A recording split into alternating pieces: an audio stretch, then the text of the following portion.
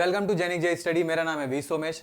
आज हम देखेंगे प्रीवियस ईयर क्वेश्चन जो हम लोग कर रहे थे स्लोप एंड डिफ्लेक्शन का। ठीक है, एक्चुअली कुछ प्रॉब्लम हो गया था जिसके कारण ऑडियो सेव नहीं हो पाया। मैंने काफी पूरा सॉल्व कर दिया था लगभग। ठीक है, इसको पहले बता दिया था, तो मैं फिर से आपको क्या कर रहा हूं उसको पूरा एक्सप्लेन कर देता हूं। ठीक है, फिर उसको देखते हैं कि कैसे बनेगा। ठीक है, चलो क्वेश्चन क्या था कि the deflection of uniform circular bar. ठीक है, अब यहां पर क्या बोल रहा है, यूनिफॉर्म सर्कुलर बार की बात कर रहा था जिसका डायमीटर कितना था d और लेंथ कितना है l, which extends by a amount E under the tensile load pull कितना आपका, ये कितना है आपका W दिया है।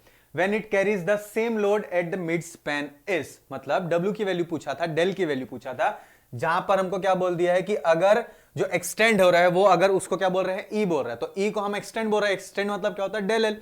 तो डेल एल का फॉर्मूला हम जानते हैं PL अपॉन AE आता है। और सर्कुलर बार बोला था, सर्कुलर बार के कारण यहां पर जो ये टेंसाइल फोर्स आया तो इसको हम क्या बोल रहे हैं, पुल। ठीक है, ये जो टेंसाइल फोर्स आया इसको हम क्या बोल रहे हैं, पुल। यहां पर क्या देख पा रहे हैं कि इसको सॉल्व करेंगे। अब यहां पर देखो एरिया हमको पता है, तो सर्कुलर बार की बात करें तो सर्कुलर क्रॉस सेक्शन पे एरिया और आई की मैं बात करूं तो कितना आएगा, π/4 d का पावर 2 और आई की वैल्यू कितनी आएगी, π/64 d का पावर 4। अब इसको हम क्या कर रहे हैं, एरिया का वैल्यू पुट कर दिया यहां पर, तो सिंप्लीफाई करने पे हमको क्या मिल गया, ये मिल रहा है। वैल्यू कितना आया, 4WL अपॉन पाई डी का स्क्वायर अपॉन ई।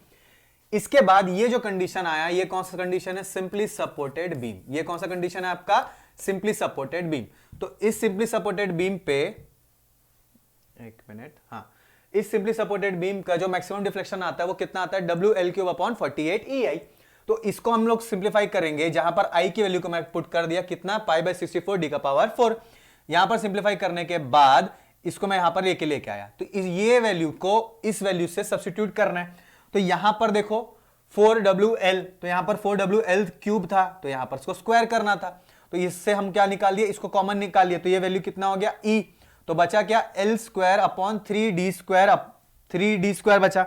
तो ये सिंप्लीफाई करने पे ये आया, तो सही आंसर क्या हो गया था आपका, सी हो गया था। ठीक है, नेक्स्ट क्वेश्चन की अगर मैं बात करूं तो इस क्वेश्चन की मैं बात करूं तो क्या है क्वेश्चन है, maximum deflection due to a uniformly distributed load W per unit length over entire span of cantilever length L।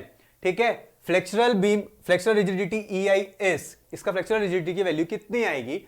तो ये सबसे सिंपल क्वेश्चन था। यहां पर अगर मैं यूडियल कंडीशन लगा लेता हूं, यूडियल कंडीशन पे क्या पूछा हमको, इसका मैक्सिमम डिफ्लेक्शन पूछा है। तो फॉर्मूला हमको पता है, क्या होता है फॉर्मूला, WL का पावर 4 अपॉन 8 EI, और यहां पर क्या होता है, WL का क्यूब अपॉन 6 EI।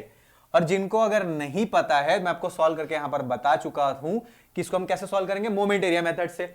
जहां पर हमने यहां पर इसका सेंट्रोइड की बात करो, यहां पर क्योंकि इसका पेट पतला है तो वैल्यू कितना आएगा, एरिया की जो वैल्यू आएगी वो वैल्यू कितनी आएगी, 1/3 ऑफ बेस इनटू हाइट। और सेंट्रोइड की मैं बात करूं तो कितना आता है, 3/4 अपॉन L। ठीक है, और तो यहां पर स्लोप और डिफ्लेक्शन की वैल्यू हमको वैल्यू निकल सकती है, वैल्यू कितनी आएगी, WL³ अपॉन 6 EI। और यहां पर मैं y की बात करूं तो कितना आएगा वैल्यू, WL का पावर 4 अपॉन 8 EI। और यहां पर जो W है ये वो कौन सा W है, स्मॉल W है। ठीक है, क्योंकि ये क्या है आपका यूडियल कंडीशन है। अब आ जाते हैं नेक्स्ट क्वेश्चन पे।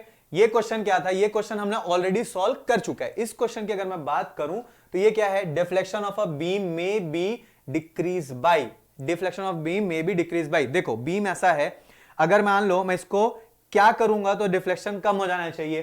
तो यहां पर क्या पूछा, increasing the depth of the beam, मतलब अगर डेप्थ बढ़ा दूंगा तो ऑब्वियसली डेप्थ बढ़ाने से क्या होगा, आपका डिफ्लेक्शन कम हो जाएगा, तो ये सही है। अब ये क्या बोला, इंक्रीजिंग द स्पैन, स्पैन क्या होता है, लेंथ होता है। यहां पर ये रखा हूं मैं, और अगर मैं इसको क्या करूंगा, स्पैन को बढ़ा दूंगा तो ऑब्वियसली डिफ्लेक्शन ज्यादा आएगा ना। तो सही क्या होगा आपका, यहां पर डिक्रीजिंग होता तो ये सही होता।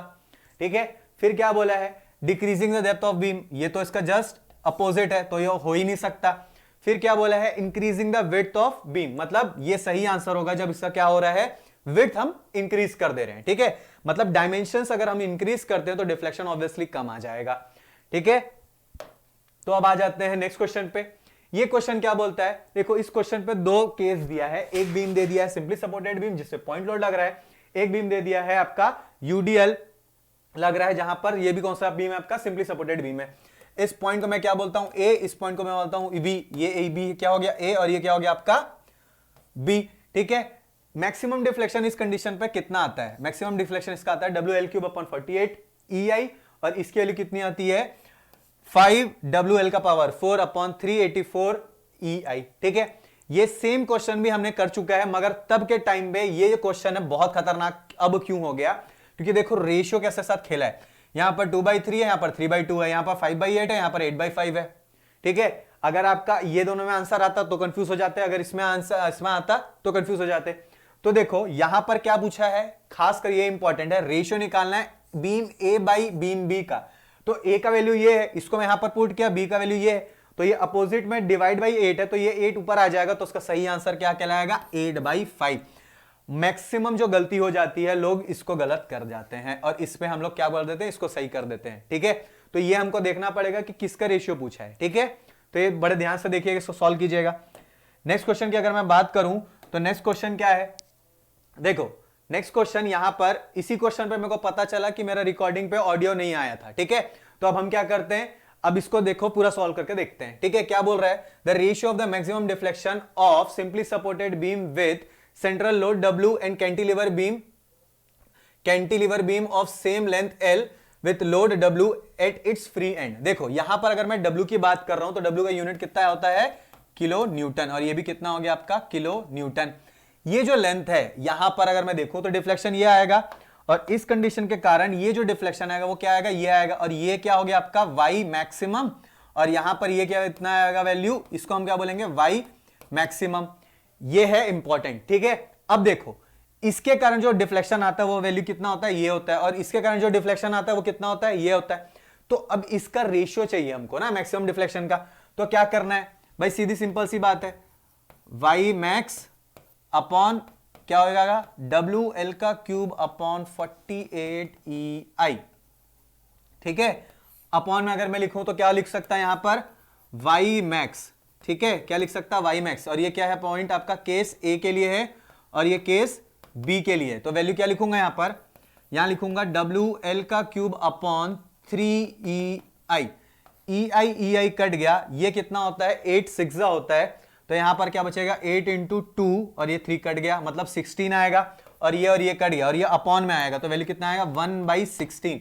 तो ऑप्शन कौन सा सही है होगा आपका, ये ऑप्शन सही होगा। ठीक है, और इसके बाद यहां पर इस क्वेश्चन की मैं बात करूं तो क्वेश्चन क्या बोल रहा है, maximum deflection of a simply supported beam of span L। यहां पर क्या पता चल रहा है, जो सिंपली सपोर्टेड बीम है जिसका स्पैन कितना है L है, carrying an isolated load at centre of the span, जिसमें फ्लेक्सुरल रिजिडिटी बीइंग EI, मतलब EI क्या आपका कांस्टेंट है। तो ये सिंपल कंडीशन है, इसका हम लोग कितने बार तो पढ़ चुके हैं, WL3/48 EI होगा, तो इसका ऑब्वियसली आंसर क्या होगा WL3/48 EI। तो आज का सेशन अपन यही कंप्लीट करते हैं। ठीक है, अब बड़े ध्यान से समझिएगा कि मैं जो आपको बता रहा हूं, ये हमारा आज का लास्ट वीडियो है जो कि डिजिटल बोर्ड में ले रहे हैं। 2 से 3 दिन के बाद आपका ट्रांसपोर्टेशन इंजीनियरिंग स्टार्ट होगा, और वो जो ट्रांसपोर्टेशन इंजीनियरिंग है वो मैं स्टार्ट करने वाला हूं। आपको कम्युनिटी में आप जाके देखेंगे तो एक टाइम टेबल आ जाएगा जिसमें शुभम सर, मैं और एक अनूप सर हैं। ये 3 सर हम स्टार्ट करने वाले हैं 3 सब्जेक्ट। कौन सा स्टार्ट करेंगे, मैं स्टार्ट करूंगा आपका transportation engineering, Shubham sir start कर रहे हैं इरिगेशन, और अनूप सर स्टार्ट कर रहे हैं FM, या तो आप बोल सकते हैं हाइड्रोलिक्स। ठीक है, ये 3 सब्जेक्ट स्टार्ट हो रहे हैं साइमल्टेनियसली, और ये सुबह शाम आएगा, लगभग अप्रोक्सीमेट 30 मिनट्स के वीडियो होंगे। ठीक है, तो आप बड़े ध्यान से समझिएगा और बड़े ध्यान से सब के लेक्चर्स को देखिएगा। ठीक है, तो मैं आशा करता हूं आपको ये समझ में आया। अगर आपको लगता है कि कुछ बताना चाहिए, कुछ और क्वेश्चन सॉल्व करने चाहिए, तो बेझिझक आप कमेंट करके बता सकते हैं। ठीक है, थैंक यू।